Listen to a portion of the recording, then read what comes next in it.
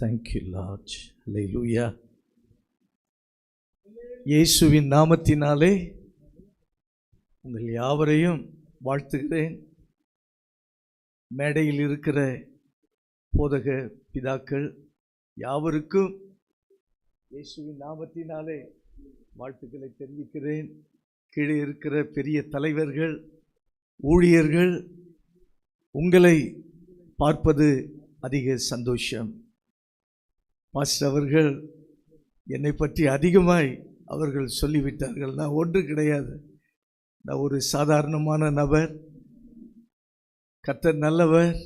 என் வாழ்க்கையை குறித்து நான் முதலாவது சொல்வேன் என்றால், 80வது வருஷம் சென்னை பட்டணத்தில் கேன்சன் அப்படின்ற ஒரு கம்பெனியில் கிண்டியில் ஹெல்ப்பராக வேலை செய்தேன். ஒரு நாளைக்கு 6 ரூபாய் சம்பளம். ஹெல்ப்பர் என்றால் பில்டிங் பண்ணுவாங்க, அந்த ஹோல்டரை அவங்களுக்கு தூக்கி பிடிக்கணும். அதே போல் டிங்கர் ஒர்க்கு பண்ணுறவங்களுக்கு அந்த டேங்க்குக்கு உள்ளே போய் அங்கு அந்த உட்டை வச்சு தாங்கணும். அவர் மேலே இருந்து அடிப்பார், உள்ளே போய் தாங்கணும். இப்படி ஒரு ஹெல்ப்பராக என்னுடைய குடும்பத்தின் சூழ்நிலை. என்னுடைய அப்பா இப்போ இல்லை, பயங்கர குடிகாரராக இருந்தார். அவர் இப்படி படிக்க வைக்கணும், பிள்ளைங்க நல்லா இருக்கணும் அப்படின்னு அவர் யோசித்ததே இல்லை. அவர் எப்பொழுதும் போதையிலேயே இருந்தார். அப்போது நம்ம என்ன செய்வது, வேலை செஞ்சு பிழைச்சிக்கணும் அப்படின்னு சொல்லி என்னுடைய ரட்சிக்கப்பட்ட ஆரம்பத்தில் பாஸ்டர் சாமுவேல் ராஜ் திருவான்மியூர் இங்கே இருக்கிற அநேகருக்கு தெரியும். அவர்தான் என்னை ரட்சிப்புக்குள்ளே நடத்தினார். நான் ஒரு ரோமன் கத்தோலிக்க குடும்பத்தை சார்ந்தவன். அப்போ அந்த ரோமன் கத்தோலிக்க தெருவுக்குள்ளே அவர் வருவார். அப்போ என்னை சந்தித்து என்னோடு கூட அவர் பேசி இருக்கிறார். என்னை சத்தியங்களை சொல்லி ரட்சிப்புக்குள் நடத்தினார். இப்படி ஒரு சாதாரணமான ஒரு ஹெல்ப்பராக 6 ரூபாய் சம்பளத்துக்கு 1 வருஷம் சென்னை பட்டணத்தில் வேலை செய்தேன். தனியாக ஆதம்பாக்கத்தில் ஒரு ரூம் எனக்கு கிடைத்தது. என்னுடைய அக்கா நன்னா இருந்தாங்க ஆதம்பாக்கம் அந்த கேத்தலிக் சர்ச்சில். அவங்க தான் அந்த ரூம் எனக்கு எடுத்து தந்தாங்க. அப்போது அந்த ரூமில் நான் தங்கி கொண்டு இருந்தேன். அப்படி நான் ஒரு நாள் 1 வருஷம் முடிவில் ஜெபம் பண்ணி கொண்டிருந்தேன். அழுது ஜெபம் பண்ணி கொண்டிருந்தேன். ஆண்டவரே, நான் இப்படி ஒரு ஹெல்ப்பராக வேலை செய்கிறேன், இப்படியே நான் வேலை செய்வேனா? ஒரு தொழிலாளியாக தான் நான் வருவேன், ஒரு தொழிலை கற்றுக்கொள்வேன். ஆண்டவரே, என்னை குறித்து உங்கள் சித்தம் என்ன, உங்கள் திட்டம் என்ன? அழுது ஜெபம் பண்ண ஒரு நாள். அப்போ பரிசுத்த ஆவியானவர் தெளிவாக அவர் உணர்த்தினார், தெளிவாக என் உள்ளத்தில் பேசினார். நீ என் ஊழியத்துக்கு உன்னை நான் அழைக்கிறேன், நீ போய் திண்டிவனத்தில் பாஸ்டர் சாமுவேல் ராஜை போய் பாரு, உன்னுடைய போதகரை போய் நீ பாரு அப்படின்னு ஆண்டவர் தெளிவாக பேசினார். அப்போ நான் உடனே திண்டிவனம் சென்று பாஸ்டர்கிட்ட சொன்னேன், பாஸ்டர், ஆண்டவர் என்னை ஊழியத்துக்கு அழைத்து இருக்கிறார் என்று சொல்லி நான் சொன்ன பொழுது, ஊழியம் என்றால் பைபிள் காலேஜெல்லாம் படிக்கணும் பிரதர் அப்படின்னு சொல்லி சொன்னாங்க. நீங்கள் என்ன சொன்னாலும் நான் அதை செய்கிறேன் என்று சொல்லி என்னை ஒப்பு கொடுத்திருந்தேன். அருமையான பாஸ்டர் சாமுவேல் ராஜ் அவர்கள் தான் மதுரையில் உள்ள ஏஜி வேதாகம கல்லூரியில் என்னை 83ஆம் ஆண்டு சேர்த்து விட்டார்கள். அங்கு 3 வருஷம் படித்து முடித்தேன். 86வது வருஷம் அந்த பைபிள் கோர்ஸை, அப்போ GTH அப்படின்னு ஒரு கோர்ஸ் இருந்தது, கிராஜுவேட் இன் தியாலஜி. அப்போ அந்த கோர்ஸை முடிச்சுட்டு வந்த உடனே, திண்டிவனம் வந்த உடனே பாஸ்டர் சாமுவேல் ராஜ் சொன்னாங்க, சிதம்பரம் நல்ல ஊர் பிரதர், நீங்கள் அங்கே போய் செய்கிறீங்களா அப்படின்னார். நான் சொன்னேன், பாஸ்டர், எனக்கு ஊழியத்தை பற்றியெல்லாம் ஒன்றும் தெரியாது, நீங்கள் என்ன சொல்கிறீங்களோ நான் அதை செய்கிறேன். நான் என்னை அப்படி தான் ஒப்பு கொடுத்து இருந்தேன். அப்போது பாஸ்டர் சொன்னபடி எங்களுக்கு அன்றைக்கு சவுத் ஆர்காடு செக்ஷன் அப்படின்னு பாண்டிச்சேரி, விழுப்புரம், காரைக்கால், இப்படி தென்னார்காடு மாவட்டம் எல்லாம் சேர்ந்து திருவண்ணாமலை, வேலூர் இதெல்லாம் சேர்ந்து சவுத் ஆர்காட் செக்ஷன் இருந்துச்சு. அதில் பாஸ்டர் சாமுவேல் ராஜ் அவர்கள் வந்து என்னை அறிமுகப்படுத்தி இவரை சிதம்பரத்துக்கு போடுவோம் அப்படின்னு சொன்னாரு. அப்போ என்னை சிதம்பரத்தில் போட்டாங்க. 86ஆம் வருஷம் ஆகஸ்ட் மாதம் 1ஆம் தேதி சில ஊழியர்கள் வந்து ஜெபம் பண்ணி விட்டுட்டு போயிட்டாங்க. அங்கு சர்ச்சும் கிடையாது, அங்கு விசுவாசிகளும் கிடையாது, யாருமே இல்லாத ஒரு சூழ்நிலையில் புதுசா அந்த ஊழியத்தை ஆரம்பிக்க கர்த்தர் 86ஆம் ஆண்டு கர்த்தர் உதவி செய்தார். காலேஜ் ஸ்டூடெண்ட்ஸ் ஒரு 4 மாதம் பொறுத்து காலேஜ் ஸ்டூடெண்ட்ஸ் வர ஆரம்பிச்சாங்க. ஒரு 10 பேர் வர ஆரம்பிச்சாங்க. அப்புறம் 50 பேர் அண்ணாமலை யூனிவர்சிட்டியிலிருந்து வர ஆரம்பித்தாங்க. அப்போ எனக்கு கல்யாணம் பண்ணக்கூடிய சூழ்நிலை வந்தது. சீக்கிரமாய் கல்யாணம் பண்ணிடணும். போய் பாஸ்டர்கிட்ட சொன்னேன், ஒரே காலேஜ் ஸ்டூடெண்ட்டாக வராங்க பாஸ்டர், ஏதாவது ஒரு அலைன்ஸை பார்த்து எனக்கு கல்யாணம் பண்ணி வைங்கன்னு கேட்டுக்கொண்டேன். அப்போ 87வது வருஷம் மே மாதம் 1ஆம் தேதி எனக்கு திருமணம் நடந்தது.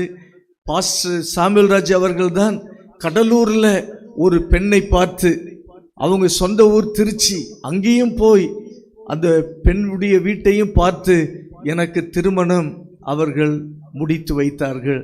இப்படி பாஸ்டர் சாமுவேல் ராஜ் அவர்களை என் வாழ்க்கையில் மறக்கவே முடியாது. ரட்சிப்புக்குள்ளே நடத்தி, சத்தியத்துக்குள்ளே நடத்தி, பைபிள் காலேஜுக்கு அனுப்பி, சிதம்பரம் அப்படின்னு சொல்லி ஒரு ஊருடைய பிளேஸு சொல்லி, அதன் பிறகு எனக்கு திருமணமும். ஏன்னா நான் அப்படி ஜெபம் பண்ணேன், ஆண்டவரே நீங்கள் எதை செய்தாலும் எங்கள் பாஸ்டர் மூலமாக செய்யுங்க ஆண்டவரே, நானாக எதுவும் நான் தீர்மானிக்க மாட்டேன் அப்படின்னு நான் என்னை கமிட்மெண்ட் பண்ணியிருந்தேன். அப்போது பாஸ்டர் மூலமாக கர்த்தர் அழகாக நடத்தினார். பாஸ்டர் உயிரோடு இருந்த நாளெல்லாம் அவர்கள் என்னை பார்க்கும் பொழுதும் எங்களுடைய ஊழியத்தை பார்க்கும் பொழுதும் அவருக்கு ரொம்ப பிரியம், ரொம்ப சந்தோஷப்படுவார்கள். அப்படி அவர்களுடைய ஆசீர்வாதம் இருந்தது. இப்படித்தான் சிதம்பரத்தில் ஊழியம் செய்து இப்போ 39 ஆண்டுகள், இந்த ஆகஸ்ட் வந்துச்சுன்னா 39 ஆண்டுகள் முடிவடைந்து 40வது வருஷத்துக்குள் ஆகஸ்ட் மாதம் வரும்பொழுது பிரவேசிக்க இருக்கிறோம். எனக்கு ஒரு மனைவி, 2 பிள்ளைகள். ஒரு பையன் 37 வயது, கல்யாணம் ஆயிடுச்சு. பொண்ணு 30 வயது. அவங்க டாக்டருக்கு படித்தாங்க. ஆனால் அவங்க முழு நேர ஊழியத்திற்கு, அவர்களும் முழு நேர ஊழியத்திற்கு வந்து அவர்களுக்கு கல்யாணம் ஆகிவிட்டது. 2 பிள்ளைகளும் என்னுடைய சபையிலேயே உதவி ஊழியர்களாக அவர்கள் முழு நேரமாய் அவர்கள் ஊழியம் செய்து கொண்டிருக்கிறார்கள். இதுதான் என்னுடைய சின்ன சாட்சி. சாதாரணமாய் இருந்த என்னை கர்த்தர் கிருபையாய் அவர் இத்தனை ஆண்டுகள் இந்த ஊழிய பாதையிலே அவர் நடத்தி கொண்டு வந்திருக்கிறார். கர்த்தர் நல்லவர். இன்றைக்கு உங்கள் மத்தியில் நான் பிரசங்கிக்க இருக்கிற தலைப்பு என்னவென்றால், உங்களை குறித்த தேவ திட்டம் நிச்சயம் நிறைவேறும். உங்களை குறித்த தேவ சித்தம் நிச்சயம் நிறைவேறும். உங்களை குறித்த தேவ திட்டம் ஒரு நாளும் மாறவே மாறாது. உங்களை குறித்த தேவ திட்டத்தை தேவன் ஒரு நாளும் மாற்றவே மாட்டார். அதுதான் இன்றைக்கு உங்களோடு கூட நான் பேச இருக்கிற தேவ செய்தி.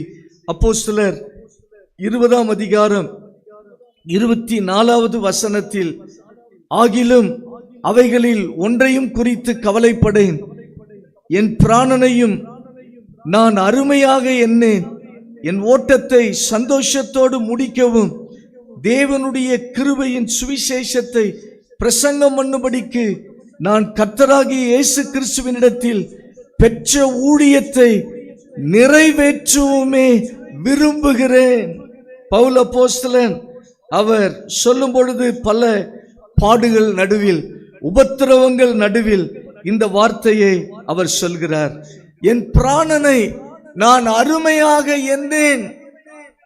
ஊழியத்துக்கு வந்துவிட்டால் நம்முடைய உயிருக்கு நாம முக்கியத்துவம் கொடுப்பது இல்லை.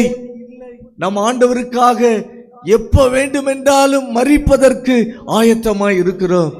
என்னை சிதம்பரத்திற்கு போட்ட பொழுது எனக்கு தெரிந்தவங்கெல்லாம் சொன்னாங்க, அது ஒரு கொலைகார ஊர், அது பயங்கரமான ஊர், அது இந்த விக்கிரக ஆராதனை ஒரு பக்கம், பயங்கரமான கொலைக்காரர்கள் வாழ்கிற ஒரு பகுதி.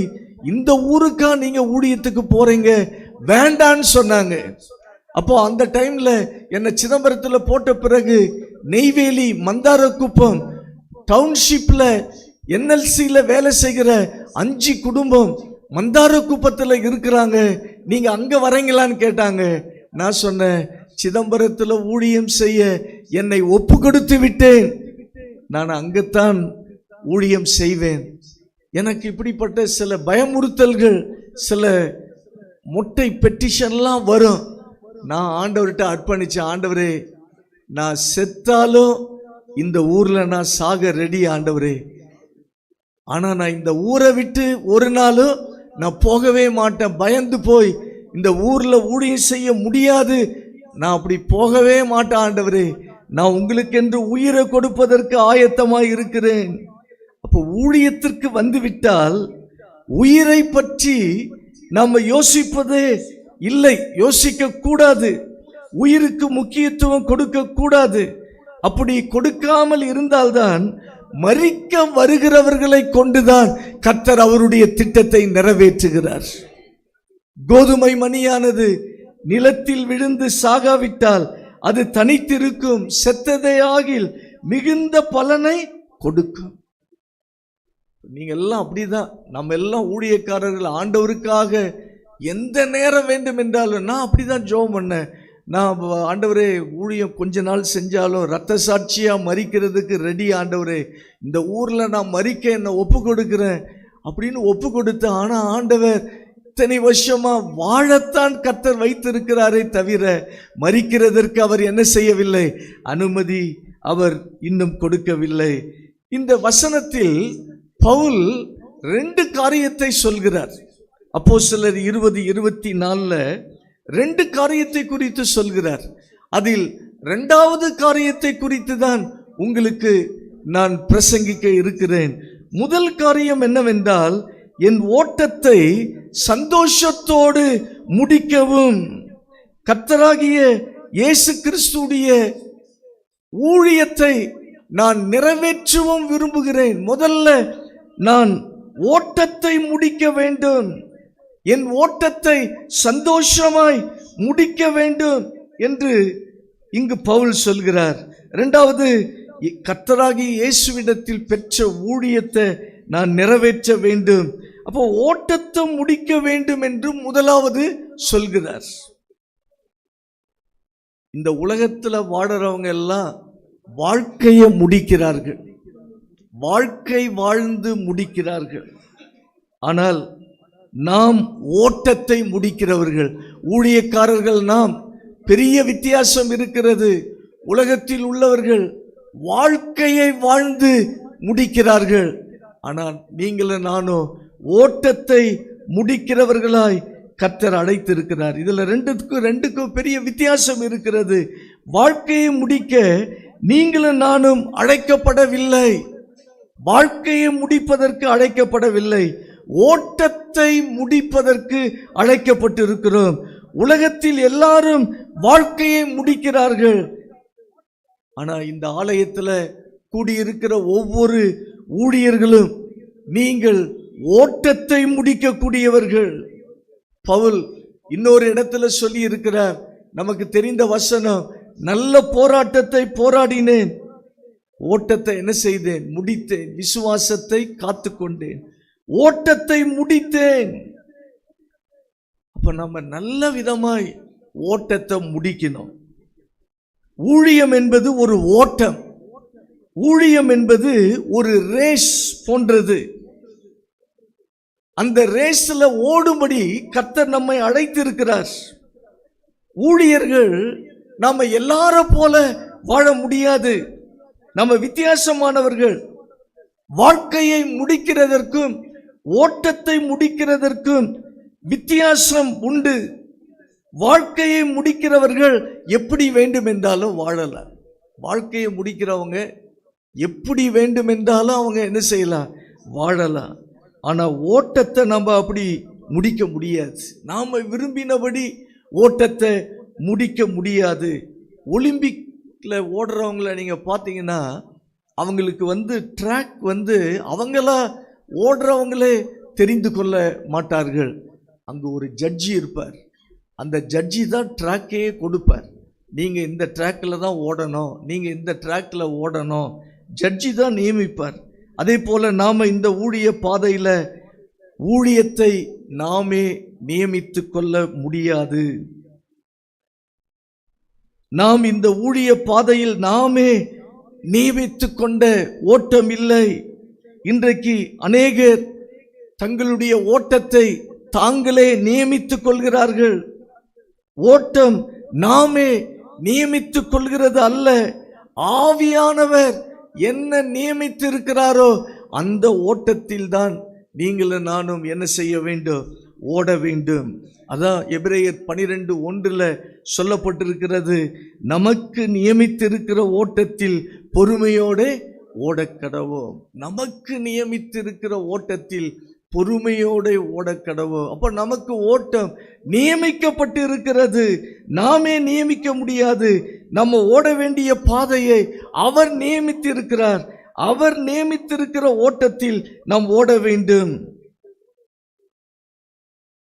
நாம நியமிக்க முடியாது. அப்ப நம்ம ஓட்டத்தை ஓடுகிறவர்கள், அவர் நியமித்த சித்தத்தை நிறைவேற்றுவதற்கு நம்ம ஓடிக்கொண்டு இருக்கிறோம்.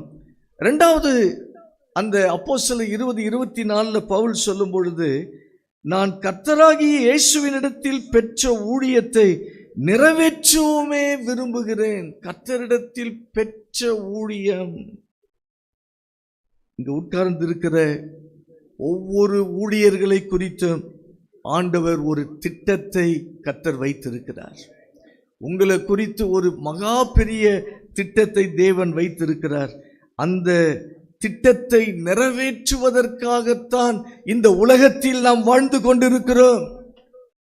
நாம் நியமித்த ஊழியத்தில் ஓடுவதற்காக அல்ல, அவர் நியமித்த திட்டத்தை நிறைவேற்றுவதற்காக நாம் வாழ்ந்து கொண்டிருக்கிறோம்.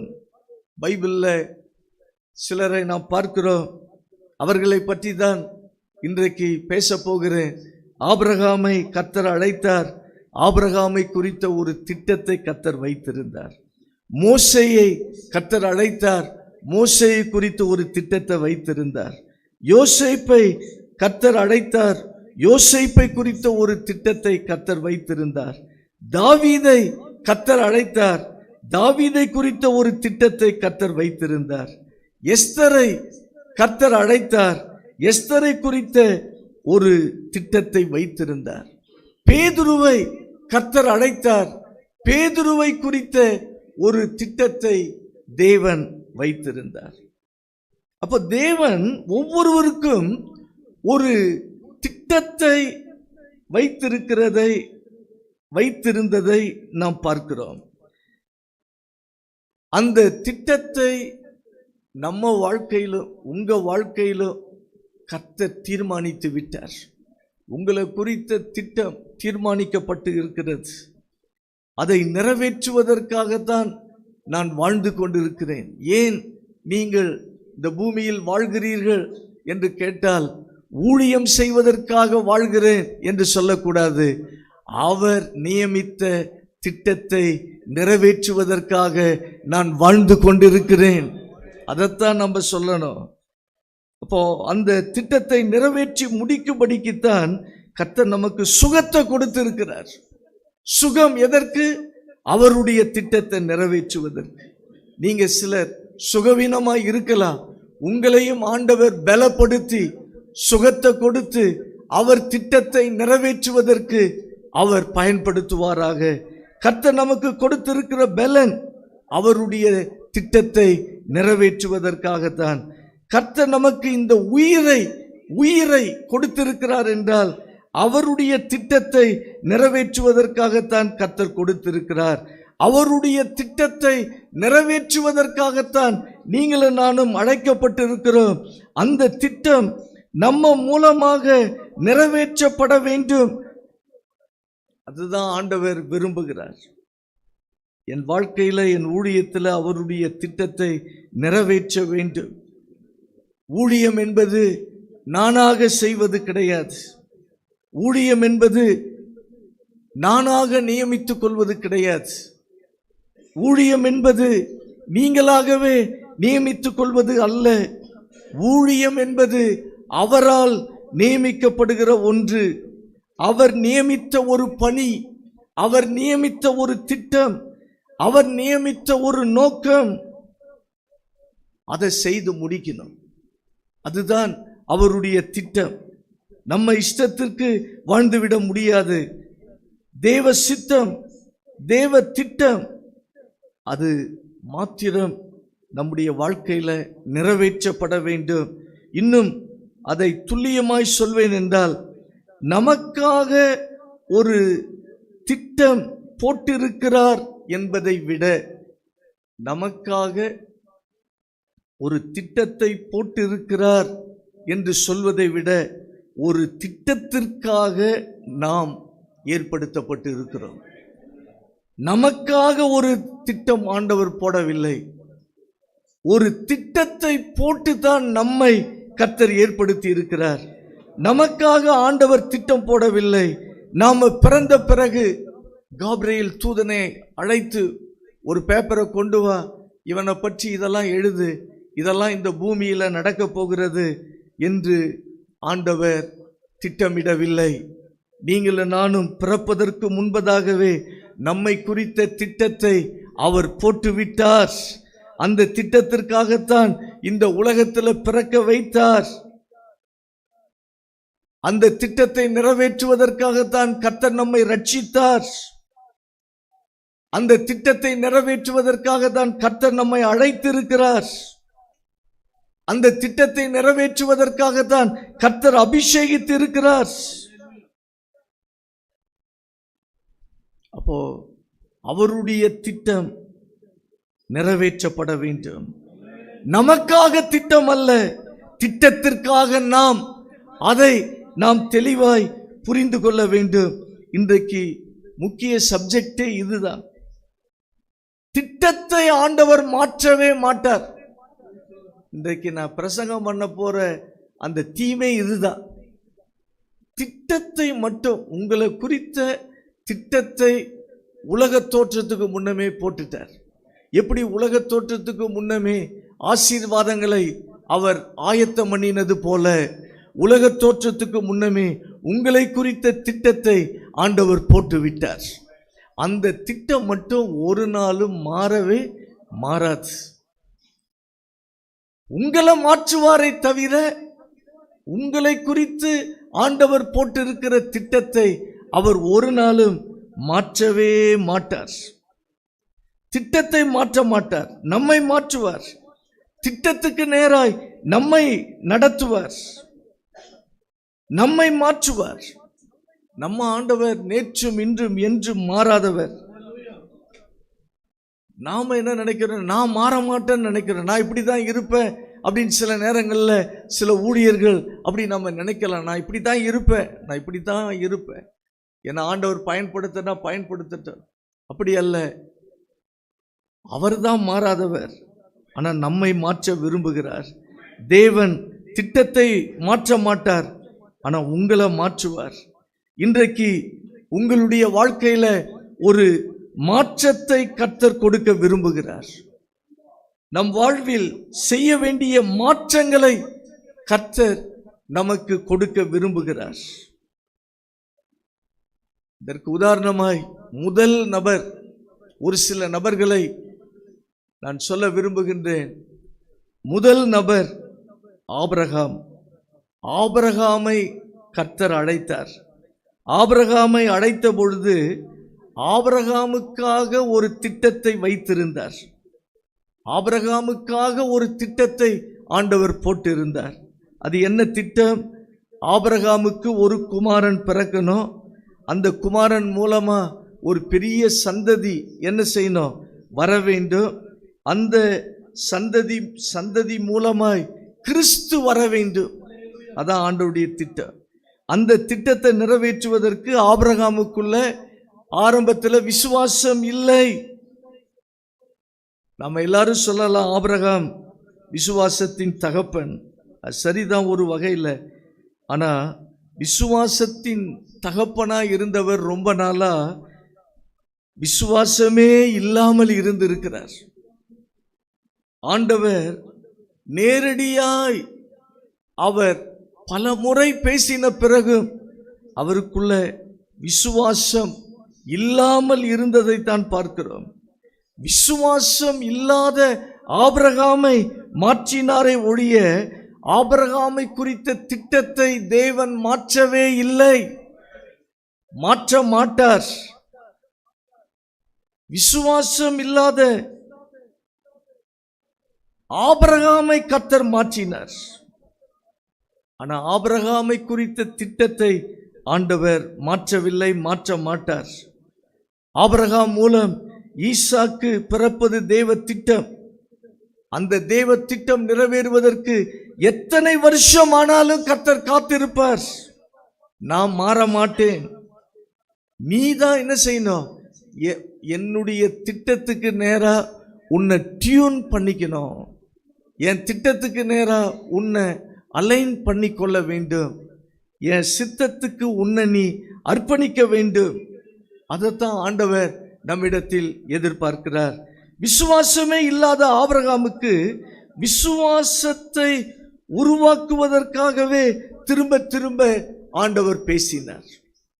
விசுவாசமே இல்லை என்றாலும் நம்ம சில நேரங்களில் நம்ம ஊழியத்தினுடைய சூழ்நிலைகளில் விசுவாசமே இல்லாத ஒரு சூழ்நிலை போல ஏற்படும்.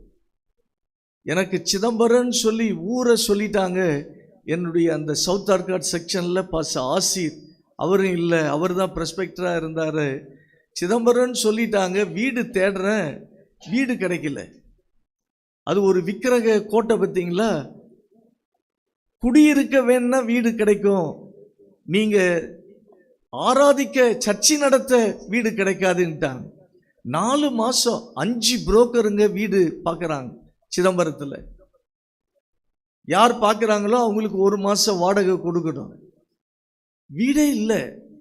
அப்போ என்னுடைய அத்தா ராபர்ட், அவர் பண்டுட்டியில் ஊழியம் செய்தார். அவரும் ஆண்டவருக்குள்ளே மறித்து விட்டார். அவர் ஒரு ஐடியா கொடுத்தார், சோசியல் சர்வீஸ்ன்னு வீடு கேளுங்க அப்படின்னார். சோசியல் சர்வீஸ்ன்னு வீடை தேடணும். 4 மாசமா வீடே கிடைக்கல. அப்போ என்னுடைய விசுவாசம் சோதிக்கப்படுது. எனக்கு விசுவாசம் கொஞ்சம் குறையுது. இது தெய்வ சித்தம் தானா? சிதம்பரத்தில் ஊழியம் செய்வது தெய்வ சித்தம் தானா? வீடே கிடைக்கலையே, வாடகை வீடே கிடைக்கலையே. அப்போ சோசியல் சர்வீஸ்ன்னு ஒரு ஹவுஸ் ஓனரை சந்தித்து பேசின பொழுது அவர் சரின்னிட்டார். ஏழை மக்கள் வருவாங்க, அவங்களுக்காக நாங்கள் இலவச பிரார்த்தனை செய்வோம் அப்படின்னு சொல்லி அவருக்கு சோசியல் சர்வீஸை பற்றி புரிய வைத்து 3 வருஷம் அக்ரிமெண்ட்டை போட்டுட்டோம் சோசியல் சர்வீஸ். நல்ல வேலை, 1 வருஷம் போட்டிருந்தா காலி பண்ண வச்சுட்டு இருப்பாரு. அவர் 3 வருஷம் அக்ரிமெண்ட் போட்டதுனால அவருக்கு ஒரு பக்கம் அங்கே மேலே ஷெட்டெல்லாம் போடுறதுக்கு, அந்த வீட்டு மேலே ஷெட்டெல்லாம் போட பர்மிஷன் கொடுத்துட்டார். ஷெட்டெல்லாம் போட்டுட்டோம். 5000 ரூபாய்க்கு அந்த வீட்டு மேலே ஒரு லைட் ரூஃப் ஷெட்டு போட்டோம். அப்போது பாட்டு சத்தம்லாம் கேட்கும் பார்த்தீங்களா? இவருக்கு அது ஒத்து வரல. எப்படா 3 வருஷம் ஆகும் அப்படின்னு பார்த்துட்டு இருந்தார்.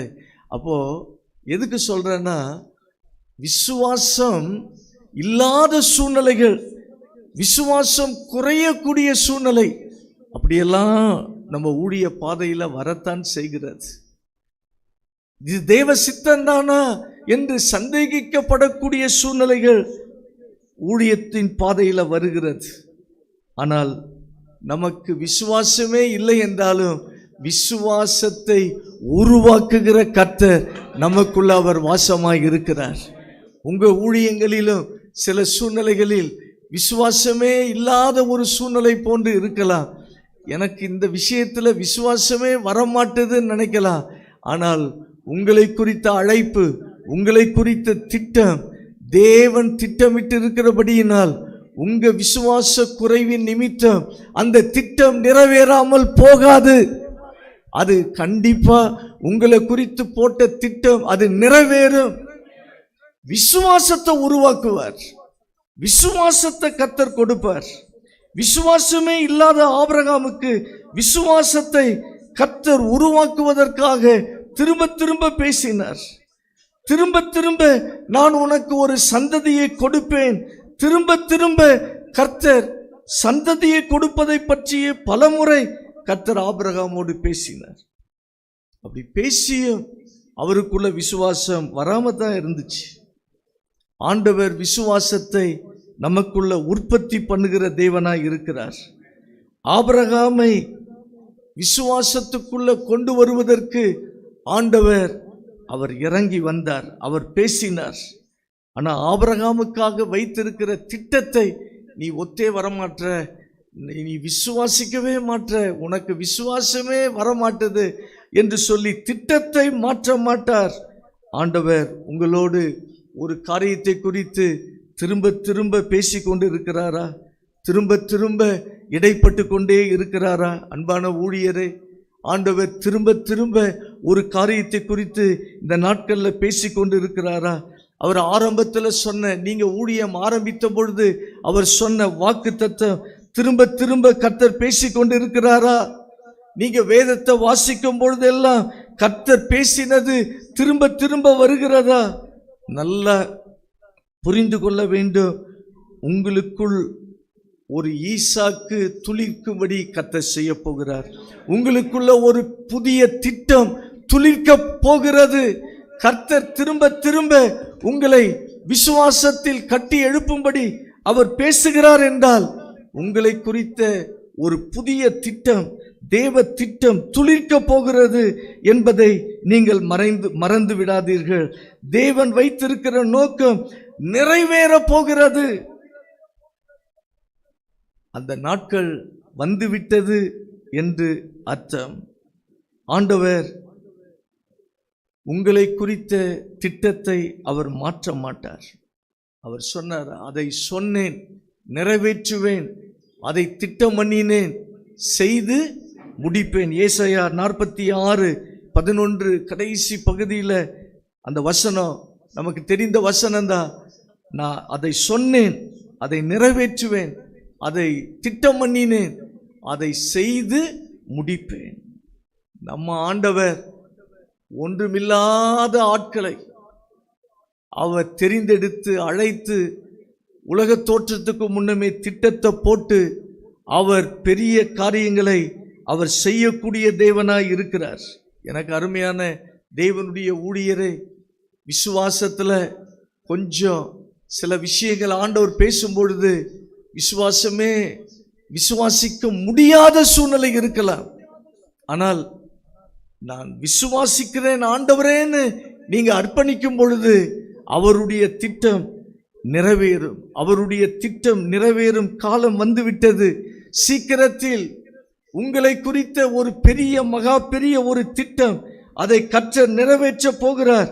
அந்த திட்டத்துக்கு நேராய் கர்த்தர் உங்களை திருப்பும்படி அவர் விரும்புகிறார்.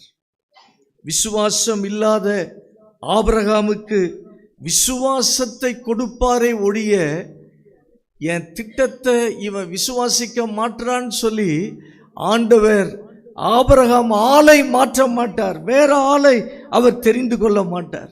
ஆபிரகாம் விசுவாசத்தில் பலவீனமாய் இருந்தான். எவ்வளவு பலவீனமாய் இருந்தாலும் ஆண்டவர் அந்த விசுவாசிக்கிற பலனை கொடுப்பாரை ஒழிய, வல்லமையை தருவாரை ஒழிய ஆண்டவர் ஆபிரகாமை மாற்ற மாட்டார். ஆண்டவர் அவ்வளவு நல்ல தேவன், சந்தேகமே படாதீங்க. உங்களை குறித்த தேவ திட்டம் மாறவே மாறாது. சில பலவீனங்கள் இருக்கலாம், சில அவிவிசுவாசங்கள் சில சூழ்நிலைகளில் வரலாம். அதை வைத்து என் மகன் சரியில்லை, என் மகன் சரியில்லை, இவங்க இந்த ஊழியத்தை செய்ய மாட்டாங்க, என் திட்டத்தை நிறைவேற்ற மாட்டாங்கன்னு சொல்லி வேற யாரையாவது ஆண்டவர் தெரிந்து கொள்ள அவர் யோசிக்க மாட்டார். ஆபிரகாம் உடைய வாழ்க்கையை நாம் கவனிக்கும் பொழுது அவரா பிளானை போடுறார். 2 பிளானை போடுறார். முதல் பிளான் என்ன? ஆபிரகாம் போட்ட முதல் பிளான்,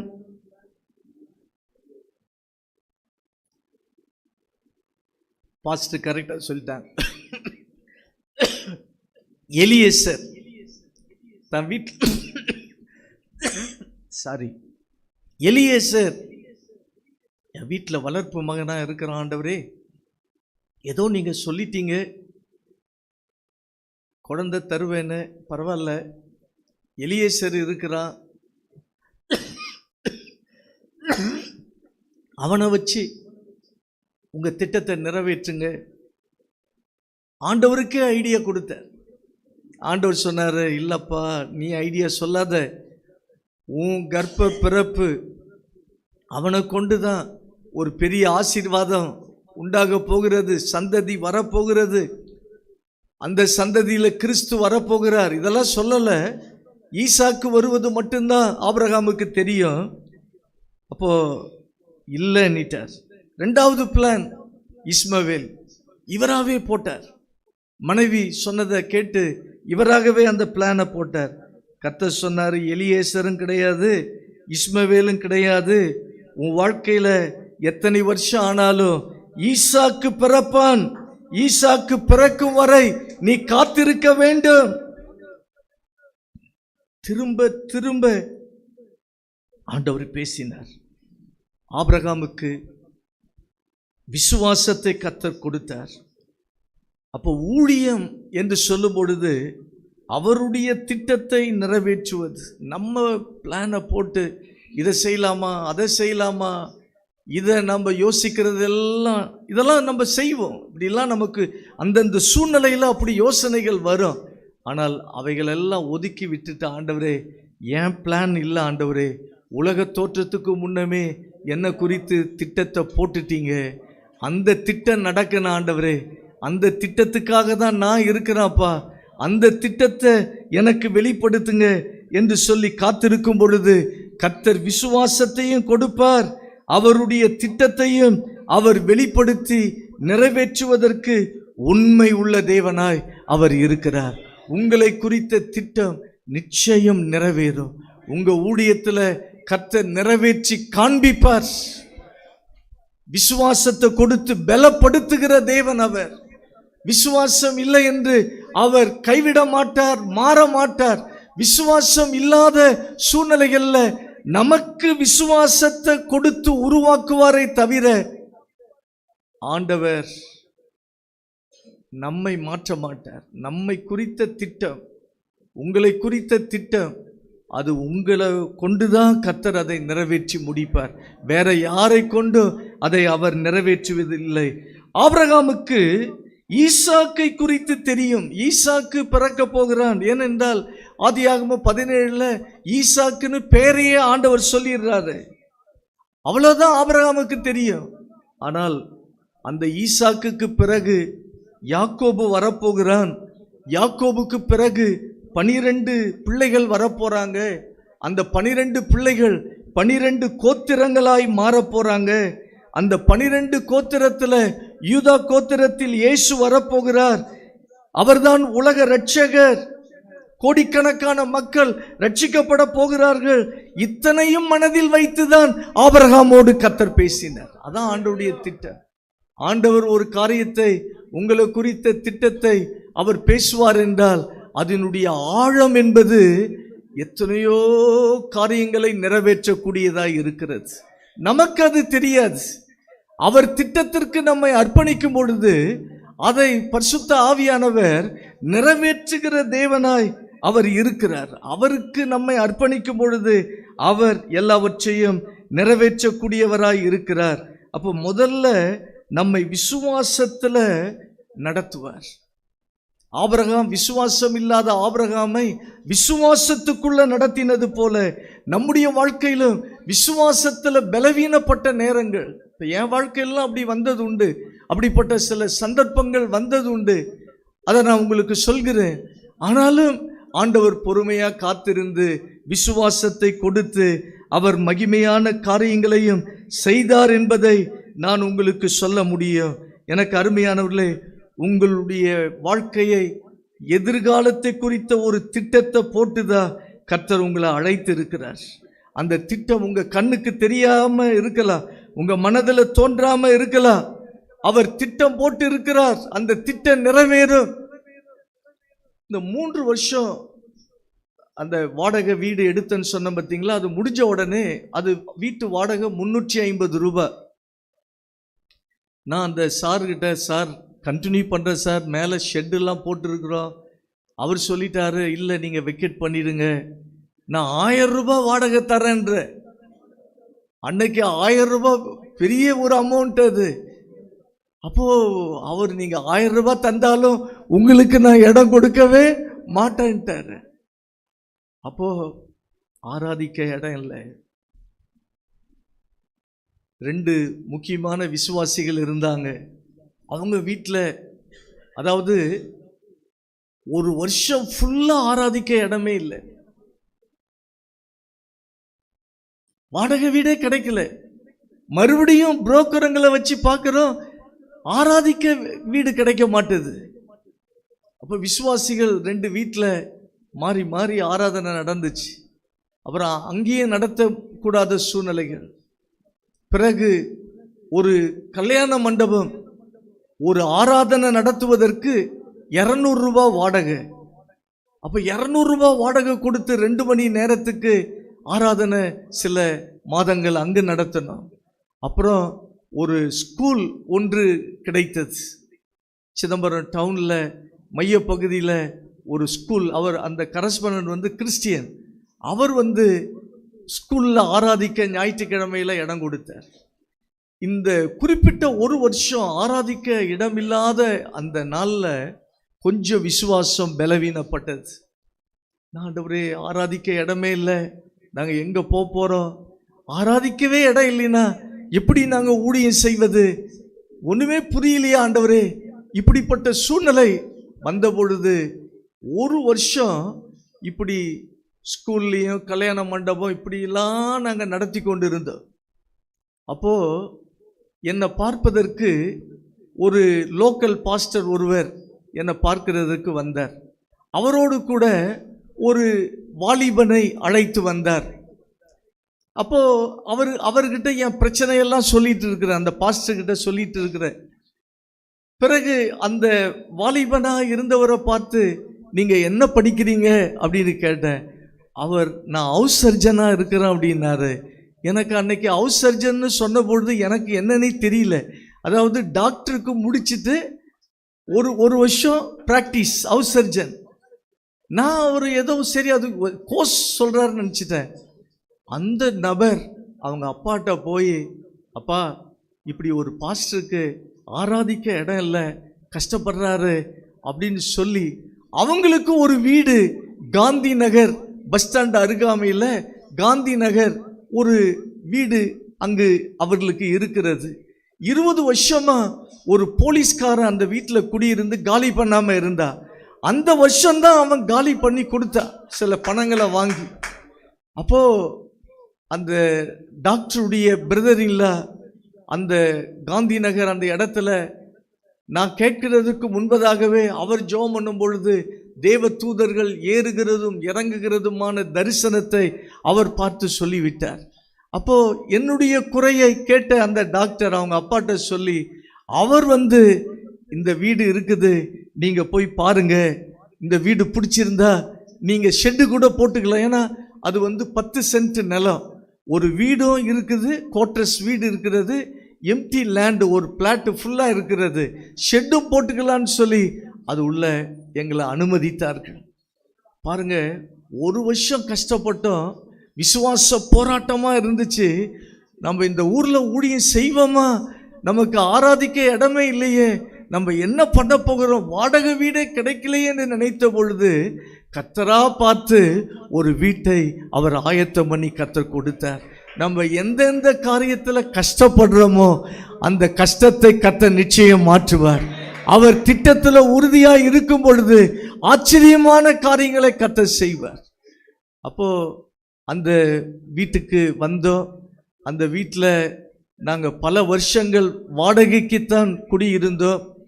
பிறகு கிட்டத்தட்ட ஒரு 7-8 வருஷம் அங்கு வாடகைக்கு குடியிருந்தோம்.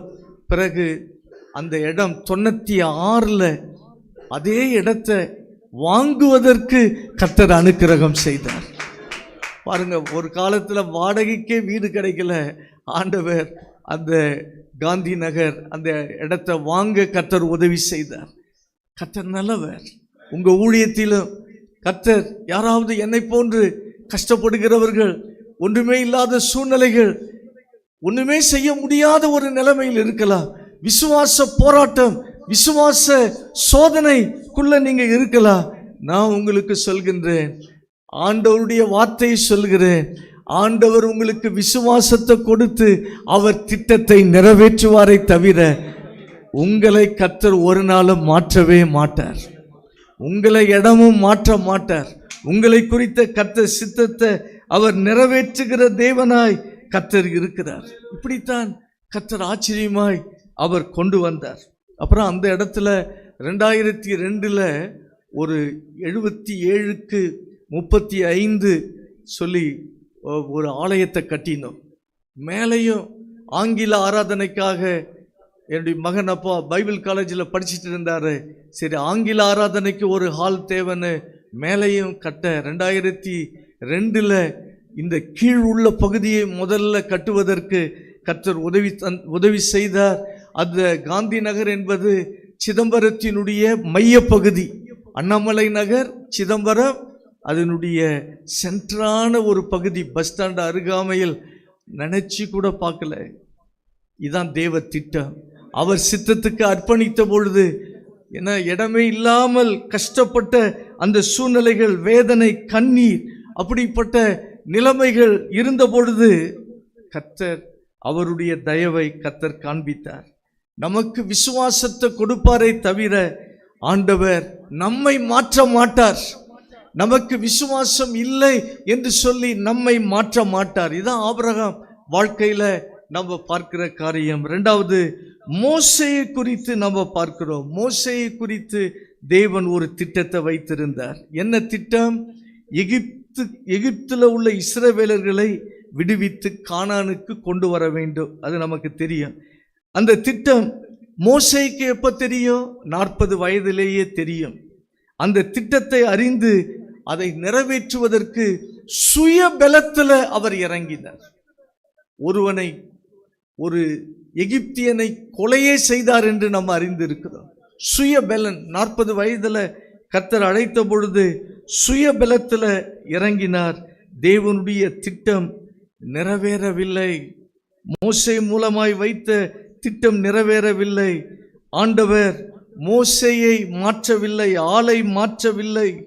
ஆண்டவர் மோசேக்காக அவர் காத்திருப்பாரை தவிர, மோசேக்காக எவ்வளவு லேட் ஆனாலும் பரவாயில்ல, அவன் மாறும் வரை நான் காத்திருப்பேன் என்று சொல்லி 40 ஆண்டுகள் காத்திருந்தார். 80வது வயதில் அதே தேவன், அதே மோசே, அதே திட்டம், 40வது வயதில் ஆண்டவர் கொடுத்த அதே திட்டத்தை இப்போ மோசே முன்பதாக கர்த்தர் வைக்கிறார்.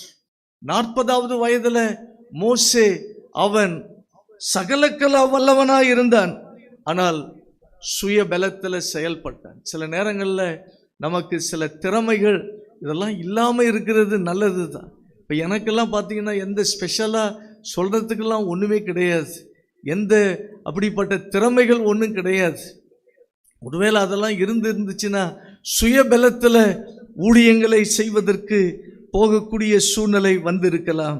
அப்போ சுய பலத்தில் ஊழியம் செய்ய முடியாது. மோசே 40 வயதில் சுய பலத்தில் செய்ய பார்த்தார், சுய திறமையில் செய்ய பார்த்தார். சுய அறிவு, சுய ஞானம், சுய படிப்பு, இதை வைத்து நாம் செய்துவிட முடியாது. படிப்பு தவறல்ல, படிப்பு அவசியம். ஆனால் இதை வைத்து நாம் செய்ய முடியாது. என்னிடத்தில் ஒன்றுமில்லை ஆண்டவரே, என்கிட்ட எந்த திறமையும் எதுவும் இல்லை ஆண்டவரே, நான் அர்ப்பணிக்கும் பொழுது கர்த்தர் பயன்படுத்த முடியும். ஆண்டவரால எல்லாம் நிறைவேற்ற முடியும். 40 வயதில் எல்லாம் முடியும், எல்லாம் சாதித்து விடுவேன்னு நினைச்சா. ஆனால் வனாந்தரத்தில் மோசேயை கர்த்தர் வைத்து 40 வருஷம் ஆடு மேய்க்க வைத்து உரித்தெடுத்தார். தேவன் உரித்தெடுக்கிற காலங்கள் உண்டு. சில நேரங்களில் ஆண்டவர் ஊழிய பாதையில உரிச்சி எடுப்பார், உரின்னு உரிப்பார். ஆனா நம்ம நல்லா புரிஞ்சுக்கணும், நம்ம நல்லா உரிக்கப்படுறோன்னு வைங்களேன், அப்போ புரிந்து கொள்ள வேண்டியது என்னன்னா, தேவ திட்டம் நடக்க போகிறது, தேவ சித்தம் நடக்க போகிறது. என்னை குறித்த அழைப்பு, என்னை குறித்த தேவனுடைய திட்டம் நடக்க போகிறதுன்னு அர்த்தம். மோசே மாமனாரை கொண்டு உரித்தெடுத்தார். சில நேரம் மனைவிமாரை கொண்டு கர்த்தர் உரித்தெடுப்பார். அவங்களுக்காக நம்ம நன்றி தான் சொல்லணும். அப்படி உரித்தெடுத்த மோசே 30 லட்சம் மக்களை விடுதலையாக்கி கொண்டு வரக்கூடிய ஒரு மாபெரும் ஊழியத்தை செய்ததை நாம் பார்க்கிறோம். அதனால தேவன் சில நேரங்களில் மனைவிமாரை வச்சு, பிள்ளைகளை வச்சு உரின்னு உரிச்சு எடுப்பார். அப்போ அப்படிப்பட்ட நேரங்களில் நமக்கு என்ன வரும்? கண்ணீர் தான் வரும், கண்ணீர் வேதனைகள் தான் வரும். என்னுடைய வாழ்க்கையில் என்னுடைய பிள்ளைகளை வைத்து கர்த்தர் என்னை நல்லா உரிச்சி எடுத்தார். எவ்வளவு அழ முடியுமோ, எவ்வளவு கதற முடியுமோ அப்படியெல்லாம் கதறக்கூடிய காலங்கள் இருந்துச்சு.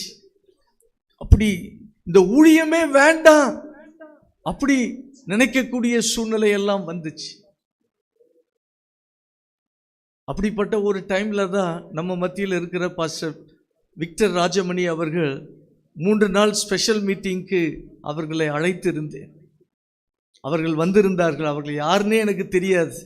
யூடியூப்ல அவர்களை பார்த்து அவர்களை அழைக்க வேண்டும் என்கிற ஒரு எண்ணம் வந்தது. அவர்களை அழைத்தேன். அந்த டைம் எல்லாம் போராட்டமான ஒரு நேரம். இந்த ஊழியமே வேண்டாம். அப்போ பாஸ்டர் கூட சொன்னாங்க, ஏன் பாஸ்டர் அப்படி சொல்றீங்க, எதுக்கு அப்படி சொல்றீங்க, அப்படிலாம் நீங்க சொல்லாதீங்க, இந்த ஊழியம் வேண்டான்னு சொல்லாதீங்க, அதான் உரித்தெடுக்கிற காலங்கள். நல்ல வேளை அந்த தேவ மனுஷனை கொண்டு வந்து அந்த நாட்களில் நல்ல வார்த்தைகளை கொடுத்து போதகருக்காக பலிபீட ஜெபம் அப்படின்னு சொல்லி கொஞ்சம் விசுவாசிகளை ஏற்படுத்தி தினமும் விசுவாசிகள் சபையில் வந்து ஜெபிக்கக்கூடிய சூழ்நிலையை அவர்கள் ஏற்படுத்தி தந்தார்கள். அவர்கள் செய்த ஊழியம் அது ஒரு ஆசீர்வதிக்கப்பட்ட ஊழியம். அவர்கள் வந்து போன பிறகு கொஞ்ச நாட்களில் எல்லா சூழ்நிலைகளையும் கர்த்தர் மாற்றினார். அப்போ ஆண்டவர் உரித்து எடுக்கும் பொழுது நமக்கு கண்ணீரா வரும். இந்த ஊழியமே வேண்டாம் ஆண்டவரே, என்னை பரலோகத்துக்கு கூட எடுத்துக்கொள்ளுங்க, வேண்டாம் ஆண்டவரே, இந்த வாழ்க்கையே வேண்டாம், என்னால் அவமானங்களை தாங்க முடியாது, என்னால் எந்த நிந்தையை தாங்க முடியாது, என்னால் கொஞ்சம் கூட அசிங்கத்தை ஏற்றுக்கொள்ள முடியாது, என்னால் பொறுத்து கொள்ள முடியாது, வேண்டாம். நான் தேவ சமூகத்தில் ஓன்னு கதறி தான் அழுது இருக்கிறேன். ஆண்டவர் நல்ல அவர் உரித்தெடுத்தார். மோசையே அப்படி கர்த்தர் உரித்தெடுத்துதான் 40 வருஷத்துக்கு பிறகு ஆண்டவர் திட்டத்தை நிறைவேற்றினார். மோசையை குறித்த திட்டத்தை மாற்றினாரா? இல்லை, திட்டத்தை மாற்றவில்லை. ஐயோ, அங்க இஸ்ரவேல் ஜனங்கள் அங்கு எகிப்துல அடிமைத்தனத்தில் இருக்கிறாங்க, வேற யாரையாவது ஏற்படுத்துவோம். அவர் அப்படி செய்யவே மாட்டார். எத்தனை வருஷம் ஆனாலும் ஆண்டவர் பொறுமையா இருப்பாரை தவிர ஒரு நாளும் திட்டத்தை மாற்றவே மாட்டார். நம்மை மாற்றுவார், நம்மை உரித்தெடுப்பார், நம்மை உருவாக்குவார். ஆனால் அவருடைய திட்டம் ஒரு நாளும் மாறவே மாறாது. 40 வருஷம் கழித்து கர்த்தர் வந்தார், அதே திட்டத்தை பேசினார். 40 வருஷம் ஆனாலும் கர்த்தர் விடமாட்டார். அவர் ஒரு திட்டத்தை போட்டுவிட்டால், ஒரு திட்டத்திற்காக நம்மை அழைத்து விட்டால் அந்த திட்டத்தை நிறைவேற்றி முடிப்பாரை தவிர அவர் நம்மை கைவிடுகிற தேவனே கிடையாது. நாம என்ன செய்யணும்? உங்க சித்த ஆண்டவரே, நான் என்ன செய்கிறேன், அர்ப்பணிக்கிறேன் ஆண்டவரே, ஏன் சித்தம் அல்ல உங்களுடைய சித்தம் நிறைவேறட்டுமாப்பா என்று சொல்லி நம்ம என்ன செய்யணும்? ஆண்டவருடைய பிரசன்னத்தில் நம்மை அர்ப்பணிக்கணும். நம்ம ஊழியம் என்பது ஒன்றை புரிஞ்சிக்கணும். உரிக்கப்படுகிற அனுபவம், உரிக்கப்படுகிற நேரம். ஒரு ஆள் ஊழியத்துக்கு வந்துவிட்டால் தேவன் உரித்து எடுப்பதற்கு ஒப்பு கொடுக்க வேண்டும், செதுக்கப்படுவதற்கு ஒப்பு கொடுக்க வேண்டும். கர்த்தர் நம்மை செதுக்கி அவர் மாற்றுகிற உருவாக்குகிற தேவனாய் இருக்கிறார். ஆனால் அவர் திட்டத்தை மாற்ற மாட்டார். கட்டாயம் அவர் மாற்ற மாட்டார். உங்களை மாற்றுவதற்கு ஆண்டவர் இந்த இடத்துல கொண்டு வந்திருக்கிறார். உங்களை மாற்றி கொண்டு போவதற்கு, இந்த இடத்தை விட்டு போகும் பொழுது உங்களை மாற்றி கர்த்தர் அவர் கொண்டு செல்வார். உங்கள் மனது, உங்கள் எண்ணம், உங்கள் சிந்தை மாற்றப்பட்டதாக கர்த்தர் அனுப்ப போகிறார். இதுவரை உங்களை ஏளனமாய் பார்த்தவர்கள், உங்களை புறக்கணித்து பார்த்தவர்கள், உங்களை மோசமாக பார்த்தவர்கள், இனி உங்களுக்கு மரியாதை கொடுக்கும்படி கர்த்தர் செய்ய போகிறார். ஆமீன் சொல்லுவோமா? உங்களை கனப்படுத்தும்படி கர்த்தர் செய்ய போகிறார். அவர் திட்டத்தை மாற்ற மாட்டார், நம்மை கர்த்தர் மாற்றுவார். இது போன்ற சத்தியங்கள் எல்லாம் நம்முடைய இந்த வட சென்னைக்கு தலைவராக இருக்கிற பாஸ்டர் ஸ்டீஃபன் தேவகுமார் அவர்கள் எங்கள் சர்ச்சைக்கு பல முறை வந்திருக்கிறாங்க. எங்கள் சர்ச்சிலேயே மேலே அவர்கள் தங்கி இருக்கிறாங்க. எனக்கு என்ன ஆச்சரியம்னா, இவ்வளோ பெரிய ஒரு மூத்த ஊழியர், வயதில் முதிர்ந்தவர், நமக்கு இவ்வளோ ரெஸ்பெக்ட் கொடுக்குறாங்களே. அதான் அவருக்குள்ளே இருக்கிறதான அந்த தாழ்மையின் அந்த சுபாவம். சாதாரணமானவர்களையும் உயர்ந்த நிலையிலே அவர்கள் பார்க்கக்கூடியவர்கள்.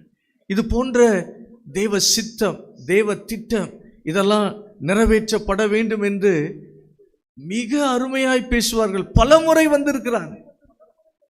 எங்க சர்ச்சில் பாஸ்டருடைய பிரசங்கன்னா ஜனங்க எல்லாரும் ஓடி வந்துருவாங்க. அப்படி விரும்பி கேட்பார்கள். அவர்களுடைய தேவ செய்தி ஒரு பெரிய ஆசீர்வாதமாக இருக்கும். அந்த செய்தியினுடைய காரியங்கள் எல்லாம் என்னை தேற்றினது, என்னை பலப்படுத்தினது. அவர்கள் சொன்னதை தான் நான் சொல்லுகிறேன், அப்படிதான் சொல்ல முடியும். தேவனுடைய திட்டம், தேவனுடைய நோக்கம் அது ஒரு நாளும் மாறாதது. மூன்றாவது ஒரு நபர், நமக்கு தெரிந்த, எல்லாமே நமக்கு தெரிந்த விஷயங்கள் தான். யோனாவை குறித்து ஒரு திட்டத்தை கர்த்தர் வைத்திருந்தார். அவர் நினைவேவுக்கு போக வேண்டும், நினைவேவில் போய் பிரசங்கம் பண்ணணும். ஆனால் அவர் உடைய திட்டத்தை மாற்றி தர்ஷீஷுக்கு போனதை நாம் அறிந்திருக்கிறோம். இதை படிக்கும் பொழுதெல்லாம் எனக்கு என்ன தெரியுங்களா ஆச்சரியமா இருக்கும். இந்த யோனா தான் திட்டத்தை மாற்றி தர்ஷீஷுக்கு போனான, வேற யாரையாவது தெரிந்து கொள்ளக்கூடாதா ஆண்டவரே? யோனா இல்லைன்னா வேற ஆளே உங்களுக்கு இல்லையா? வேற யாரையாவது நீங்க அனுப்ப வேண்டியது தானே? அதான் அனுப்ப மாட்டார். அதான் இன்றைய தேவ செய்தியினுடைய மைய கருத்தே இதுதான். திட்டத்தை மாற்றவே மாட்டார். திட்டம் மாறாது. உங்களை குறித்த திட்டம் மாறாது. நீங்க அறிந்தோ அறியாமலேயோ ஏதோ உங்க ரூட்டு மாறுது, வழி விலகி நீங்க போறீங்க என்பதனால அவர் திட்டத்தை மாற்ற மாட்டார். என் மகன் இப்படி ரூட்டை மாத்திட்டாரு, அதனால இவர் எனக்கு வேண்டாம், நான் வேற யாரையாவது தெரிந்து கொள்கிறேன். ஆண்டவர் அப்படி செய்ய மாட்டார். இந்த யோனா தான் போய் பிரசங்கம் பண்ண வேண்டும். யோனா பிரசங்கம் நினைவேவில் பண்ணணும்னு ஆண்டவர் குறித்து விட்டார். அதை அவர் மாற்ற மாட்டார். யோனாவுடைய சம்பவம் நமக்கு தெரியும்.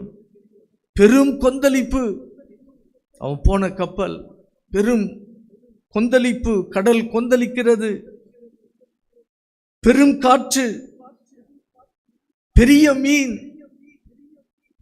நீங்க உங்க வாழ்க்கையில ஒரு காரியத்தை புரிஞ்சுக்கணும்.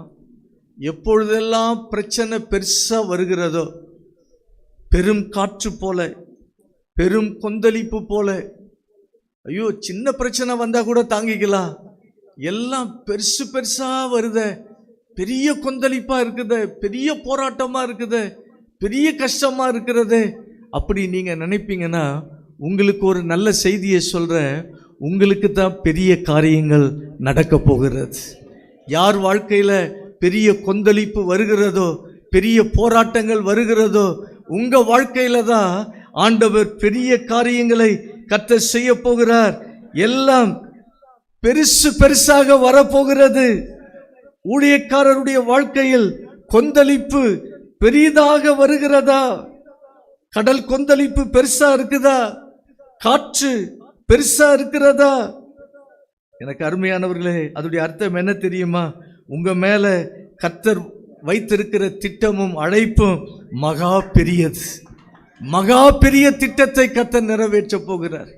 அதைத்தான் உங்க வாழ்க்கையில நீங்க அறிந்து கொள்ள வேண்டும்.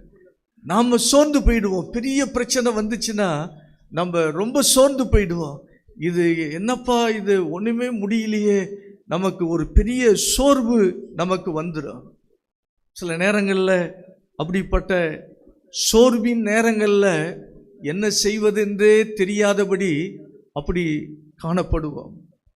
நாங்கள் இந்த முதல் ஆலயம் கட்டினோன்னு சொன்னோம் பார்த்தீங்களா, அந்த ஆலயம் டெடிகேஷன் பண்ணும் பொழுது அன்னைக்கு டெடிகேஷனில் பிரசங்கம் பண்ணவர் பாஸ்டர் PS ராஜமணி. அவர் பிரசங்கம் ஆரம்பிக்கும் போதே சொல்கிறாரு, ஜெயராஜ், இந்த சர்ச்சில் நீ திருப்தி அடையக்கூடாது, நீ பெரிய இடம் வாங்கி சர்ச்சை கட்டணும் அப்படின்றாரு. இந்த சர்ச்சை கட்டுறதுக்கு படாத பாடுபட்டு ஏன்னா 25 லட்சம் கீழையும் மேலையும் கட்டுவதற்கு அன்னைக்கு ஆச்சு. கீழே மட்டும் கட்டுவதற்கு 15 லட்சம். இன்னைக்கு அப்படி செய்ய யோசித்து கூட பார்க்க முடியாது. அப்போ அவர் அப்படி சொல்லிட்டாரா, அந்த விஷன் வேற அப்படியே மைண்ட்ல பதிஞ்சிச்சு. உடனே என்ன செய்ய ஆரம்பிச்சோம்? ஜெபம் பண்ண ஆரம்பிச்சோம். என்ன ஆண்டவரே, ஒருத்தவங்க சர்ச்சை கட்டினா நிம்மதியா வொர்ஷிப் பண்ணி ஊழியம் செஞ்சுட்டு இருப்பாங்க, இவர் வேற இந்த இடம் இல்லை, நீங்க பெரிய இடம் வாங்கணும்னு சொல்லிட்டாரு.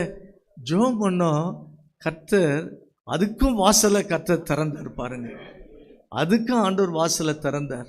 ஒரு 60 சென்ட் நிலம், சிதம்பரம் கொஞ்சம் அவுட்டர் தான் அது, அந்த இடத்தை ஆண்டவர் கொடுத்தார். ஆனால் அந்த இடம் கிடைப்பதற்கு நாங்கள் பட்ட பாடுகள் இருக்கு பாருங்க. அவ்வளவு சோர்வுகள், அவ்வளவு கஷ்டம். அந்த இடம் வாங்குவதற்கும் கிடைப்பதற்கும் கண்டுபிடிப்பதற்கும் அதை வாங்குவதற்கும் ரொம்ப போராட்டமான சூழ்நிலையாய் அன்றைக்கு இருந்தது. ஆனாலும் அன்றைக்கு சந்தித்த பெரிய பிரச்சனைகள், பெரிய போராட்டங்கள், அது பெரிய ஆசீர்வாதத்தை கொண்டு வந்தது. இப்போ அந்த இடத்த நாங்கள் வாங்கினோம். 2006 வாங்கினோம். வாங்கி இப்போ சில வருஷங்களாக அந்த ஆலயத்தை கட்டி கொண்டு இருக்கிறோம். 1200 பேர் உட்காரக்கூடிய ஒரு 2 பால்கனி, கீழே 1000 பேர் உட்காரலாம். அப்படி 2 கோடிக்கு அந்த ஆலயத்தை கட்டி இருக்கிறோம். இன்னும் பிரதிஷ்டை நடக்கலை. இன்னும் ஃபால்ஸ் ரூஃபிங் ஒர்க் இருக்குது, கிளாஸ் ஒர்க்கு இருக்கிறது, இன்னும் சில வேலைகள் இருக்கிறது. இன்னும் டெடிகேஷன் இன்னும் நாங்கள் பண்ணலை. ஏன் சொல்கிறேன்னா, எப்போ பெரிய பிரச்சனைகள் நமக்கு வருதோ அப்போ தான் ஆண்டவர் பெரிய திட்டத்தை நிறைவேற்றுகிறார். எனக்கே ஆச்சரியமாக இருக்குது. எல்லாரும் ஒரு சர்ச்சை கட்டி பிடிச்சி சந்தோஷப்பட்டு அனுபவித்து ஊழியம் செய்கிறத பார்ப்பாங்களா? இங்கே ஒரு சர்ச்சை இருக்கும்போது இன்னொரு சர்ச்சு.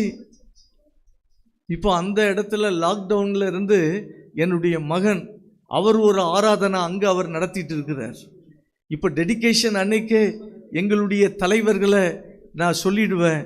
ஜோஷுவா, என்னுடைய மகன் பெயர் ஜோஷுவா, அவங்க ஃபேமிலியை கூப்பிட்டு ஜெபம் பண்ணி அந்த பெரிய சர்ச்சை அவங்க செய்வதற்கு நீங்கள் பிரதிஷ்டை பண்ணிடுங்கன்னு சொல்லலான்னு இருக்கிறேன்.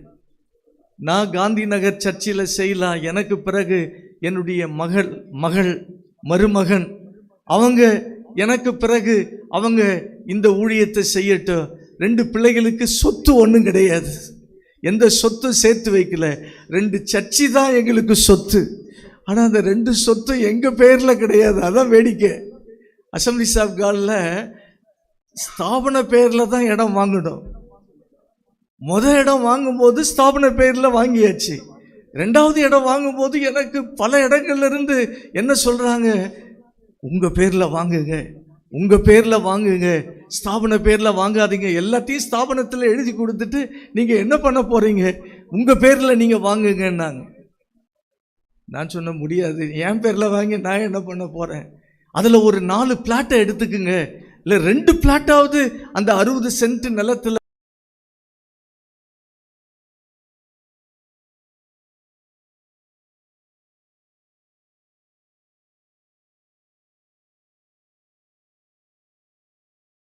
ஒரு ஃபார்ம் ஒன்று கொடுப்பாங்க. இங்கே இருக்கிற ஏஜி பாஸ்டர்ஸுங்களுக்கு தெரியும் என்னென்ன பொருட்கள் உங்கள் சர்ச்சில் இருக்குது. எத்தனை ஃபேன், பாய் முதல் கொண்டு எத்தனை சேர், இதை நாங்கள் வருஷந்தோறும் எழுதி கொடுக்கணும். எத்தனை கீபோர்டு இருக்குது, என்னென்ன சர்ச்சில் இருக்குது, டிவி எத்தனை இருக்குது, ஸ்பீக்கர் எத்தனை இருக்குது, இதை நாங்கள் எழுதி கொடுப்போம். அப்போ என்னுடைய பிள்ளைகள் வேடிக்கையாக சொன்னாங்க, கல்யாணம் ஆகிறதுக்கு முன்னாடி, டேடி எல்லாத்தையும் ஸ்தாபனத்துக்கு எழுதி கொடுத்துட்றீங்க, எங்களையும் எழுதி கொடுத்துருங்க, எங்கள் பேரையும் ஸ்தாபனத்துக்கு எழுதி கொடுத்துருங்கன்னு சொல்லுவாங்க. அப்படித்தான் எங்கள் ஸ்தாபனம் எங்களை வளர்த்தது. நான் எங்கள் ஸ்தாபனத்துக்காக நான் கர்த்தரை துதிக்கிறேன். உண்மையிலேயே இன்னைக்கு எங்கள் ஸ்தாபனத்துக்கு நான் ஆரம்பத்தில் ஊழியத்துக்கு வந்த பொழுது எனக்கு வாடகை 350 ரூபா வாடகை கொடுத்தாங்க. செக்ஷன் பாஸ்டர்ஸுங்க 200 ரூபா மந்த்லி ஹெல்ப்பு எனக்கு கொடுத்தாங்க.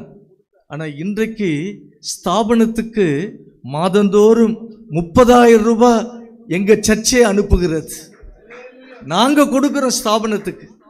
அப்படித்தான் எங்களுடைய ஸ்தாபனம் எங்களை விசுவாசத்தில் வளர்த்து இருக்கிறது.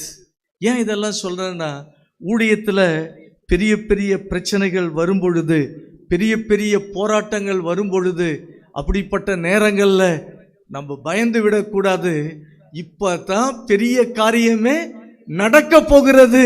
தேவனுடைய பெரிய திட்டமே என்ன செய்ய போகிறது, நடக்க போகிறது என்பதை நாம் அறிந்து கொள்ள வேண்டும். இப்ப யோனா சொல்றான், என்ன கடல்ல தூக்கி போடுங்க. அவன் சாகறதுக்கு ரெடியா இருக்கிறான்.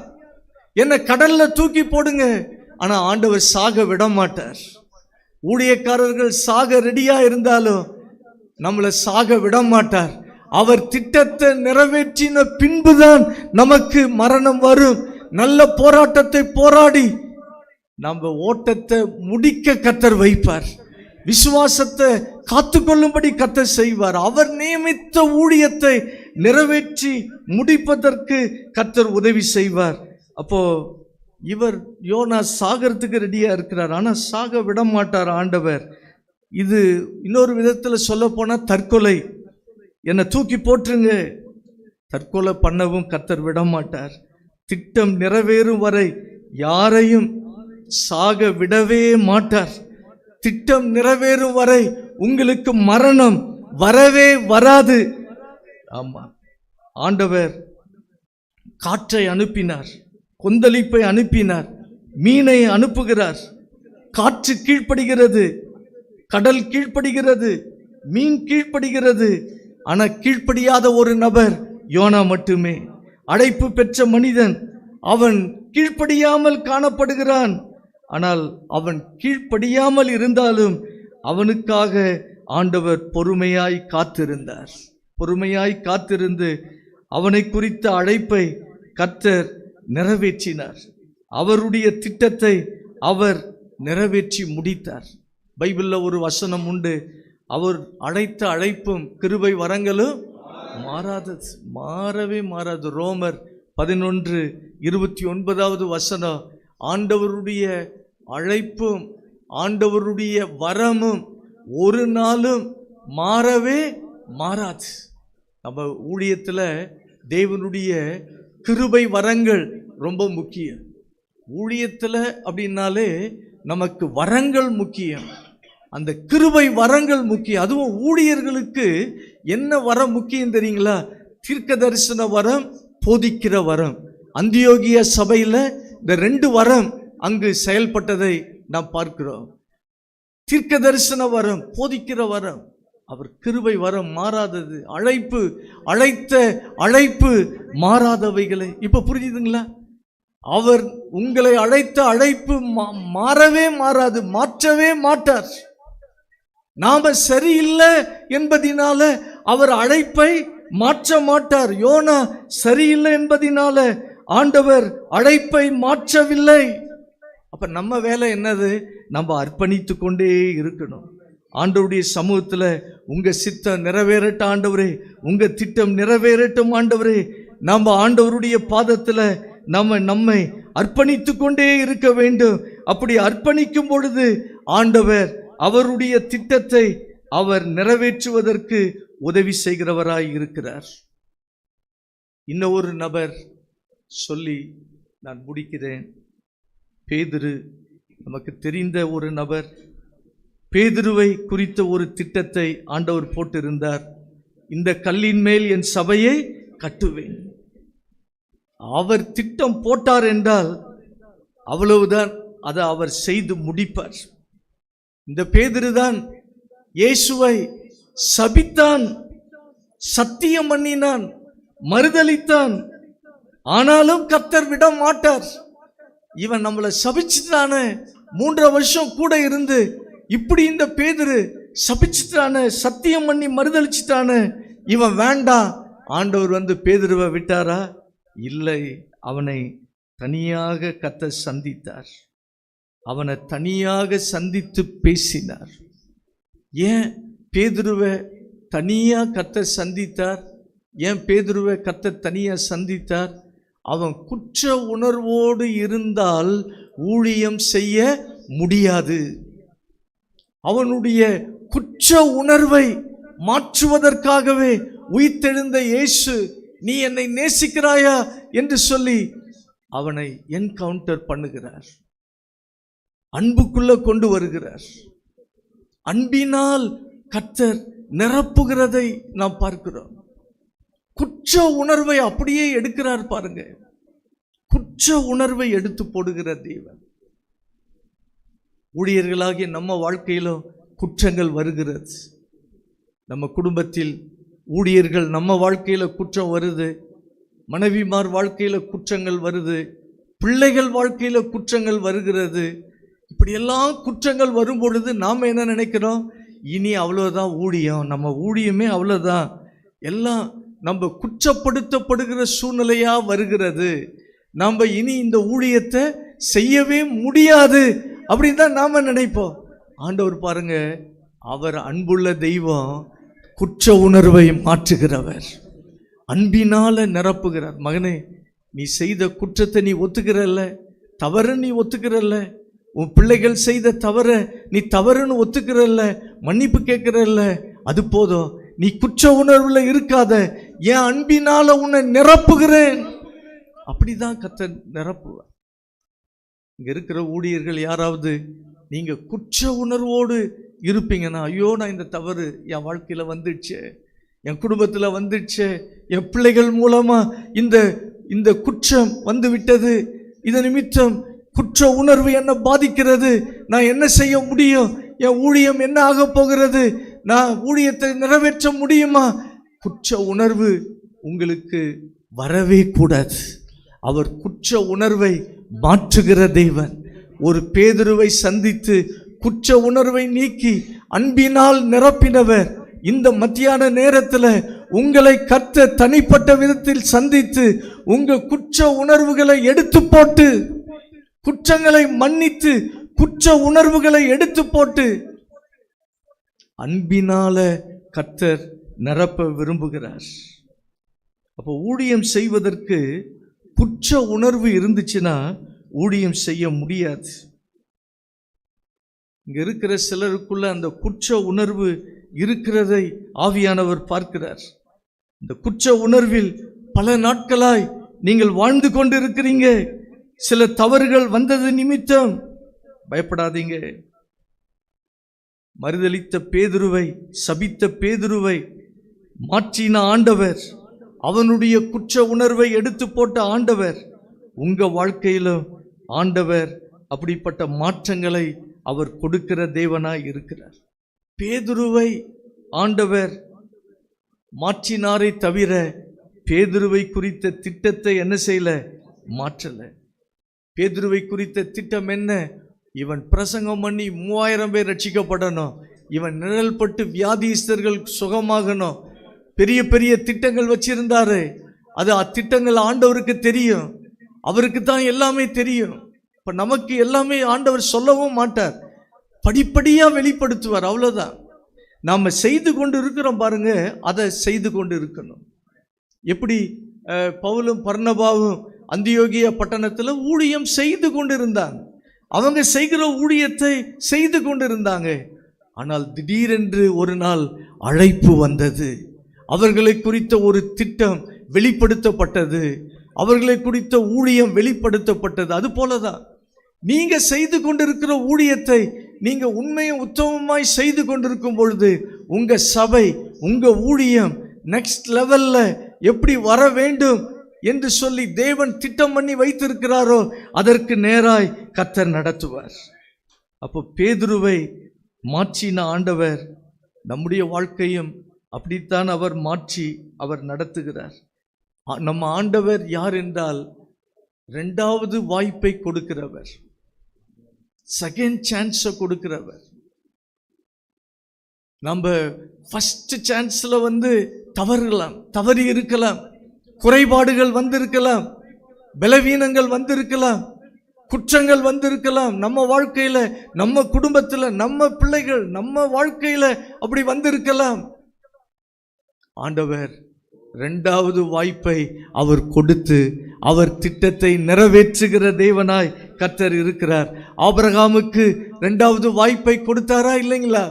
கொடுத்தார். ஆபிரகாமுக்கு கொடுத்தார். மோசேக்கு இரண்டாவது வாய்ப்பை கர்த்தர் கொடுத்தார். யோனாவுக்கு இரண்டாவது வாய்ப்பை கர்த்தர் கொடுத்தார். பேதுருவுக்கு இரண்டாவது வாய்ப்பை கர்த்தர் கொடுத்தார். நம்ம ஆண்டவர் நம்மை தூக்கி எறிகிற தேவன் கிடையாது. நீ சரியில்லை, நீ வேண்டாம், அவர் அணைத்துக் கொள்கிற தேவன். அவர் நம்ம கண்ணீர் சிந்தி நம்ம தவறுகளை உணர்ந்து அவர் பாதத்தில் விழுவோம் என்றால் அவர் அணைத்துக் கொள்கிற தேவனாய் இருக்கிறார். இளைய குமாரனை தகப்பன் அவன் மனம் வருந்தின பொழுது அணைத்து கொண்டு முத்தமிட்டார் அந்த தகப்பன். அதான் தகப்பனுடைய இருதயம். அப்படித்தான் நம்ம அப்பா இருக்கிறாங்க. அவர் யாரையும் இவங்க சரியில்லை, நான் ஃபர்ஸ்ட் சான்ஸை கொடுத்தேன், இவங்க சரியில்லை, உண்மையா இல்லை, உண்மை இல்லாமல் போயிட்டாங்க, இவங்களுக்கு இனி ஊழியம் கிடையாது அப்படி சொல்கிற தேவன் கிடையாது. இரண்டாவது வாய்ப்பை கர்த்தர் கொடுக்கிறவராய் இருக்கிறார். நாம தான் என்ன செய்யணும்? அர்ப்பணிக்கணும்.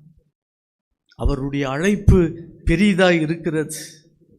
அவருடைய அழைப்பு என்பது கோடி ரூபாய் கொடுத்தாலும் கிடைக்காத ஒரு பெரிய அழைப்பு.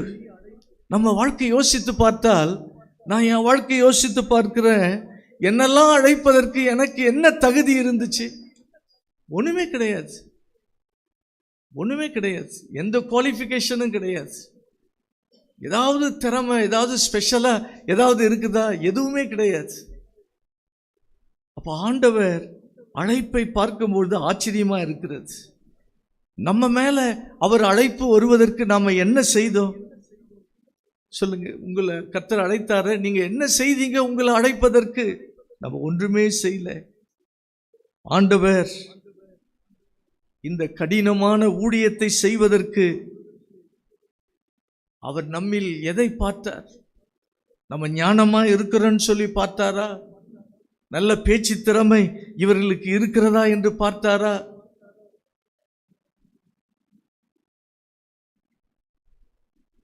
நாம் நன்றாக பேசுகிறோம் என்று தெரிந்து கொள்ளவில்லை, தேவன் தெரிந்து கொண்டதினால பேசுகிறோம்.